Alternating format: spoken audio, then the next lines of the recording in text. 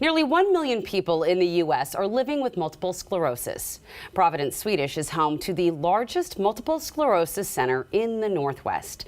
I'm joined now by the center's medical director, Dr. James Bowen, to learn more about how Swedish is helping MS patients not just survive, but thrive. Welcome to New Day, Doctor. Thanks. Let's first talk about what MS is for those who aren't familiar.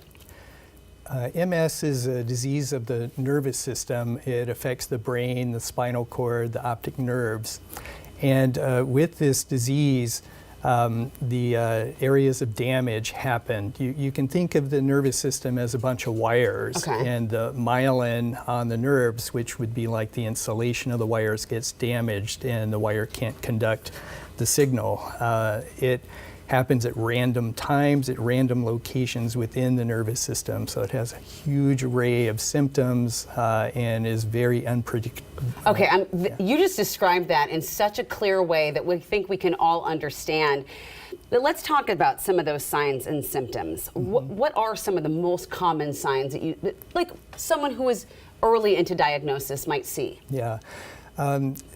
Everybody is different with it because it's random within where it lands in the nervous system, and our nervous system does so many things that it can affect a lot of things. But the loss of muscle control is common, sensory loss or numbness and tingling, vision loss, dizziness. There's some cognitive loss, fatigue is very common with it. So those are common ones, but it causes a lot of very unusual symptoms that are sometimes hard to run down. Oh, well, and I've heard that now we're seeing patients that are younger and younger being diagnosed with the disease. Right, the peak years are 20 to 50 that you would get diagnosed, but the tails on that curve are very broad, and we're seeing children in single-digit age, like 5, 6, that get it nowadays, and partly because it's being recognized more. Which is good in that sense. But let's talk about how it affects patients. Now, we have seen some very famous people in our world living with MS. That's just part of it, right? How does it affect patients overall?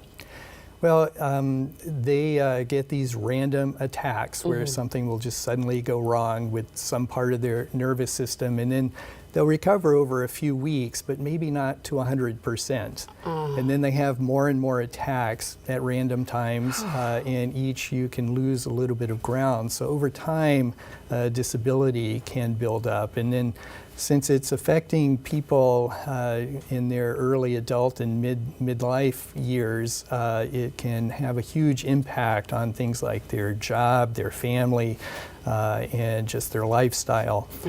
So it has a huge impact on people's lives.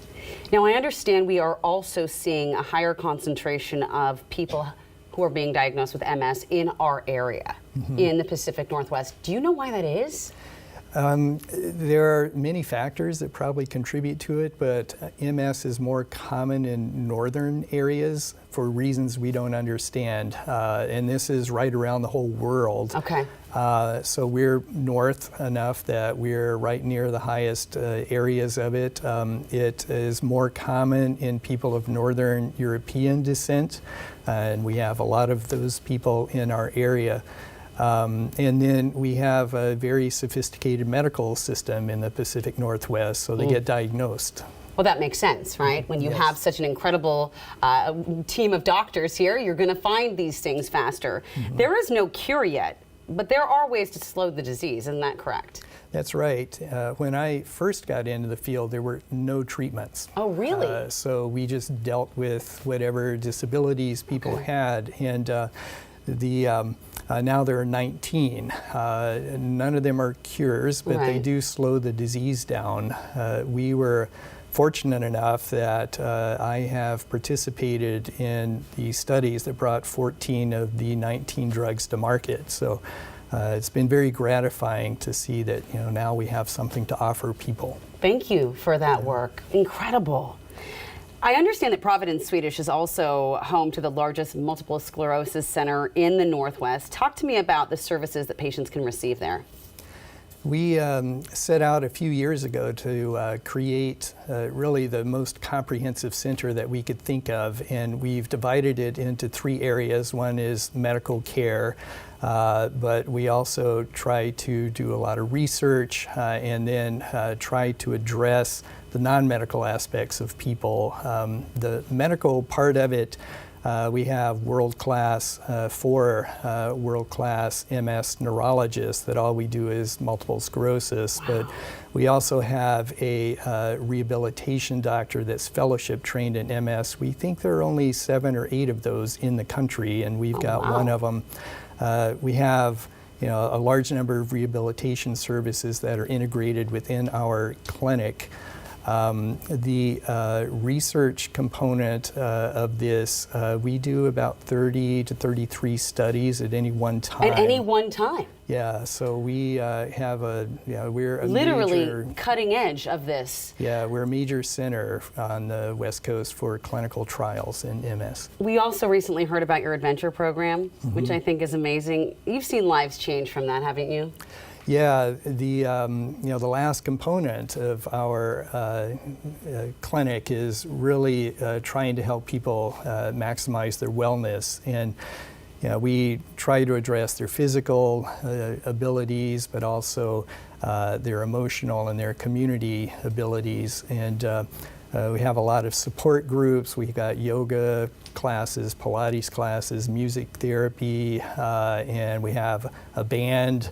Members of the band will give our patients free lessons. Oh, wow. Guitar, keyboard, drums, bass, and we have art shows and barbecues in the summer. So it's everything. Yeah, it's everything. What a comprehensive center. Yeah.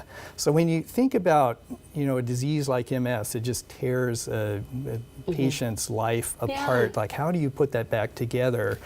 And one of the things that we've tried to do is give them a little piece of what they used to be before. Yeah. So if you have a person that was really into outdoor activity, can you get them back out into the outdoors even though they're not able to do it like they used to? So our adventure guide program, our occupational therapist, half of his job is to organize field trips for people with MS to get them back out there doing things that they used to enjoy, but they weren't able to in recent times.